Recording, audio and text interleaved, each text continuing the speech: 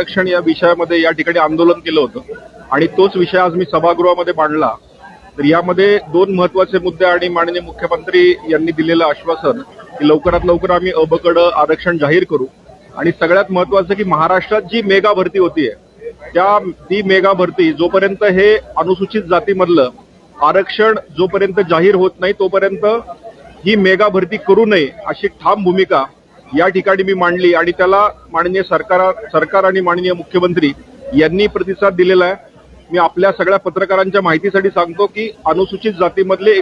59 जे घटक आहेत जे खऱ्या अर्थानं वंचित आहेत त्यांना न्याय मिळण्यासाठी आपण सगळ्यांनी या बातमीला तेवढंच महत्त्व दिलं पाहिजे, कारण ह्या 59 जाती आतापर्यंत वंचित आहे आणि डॉक्टर बाबासाहेब आंबेडकरांना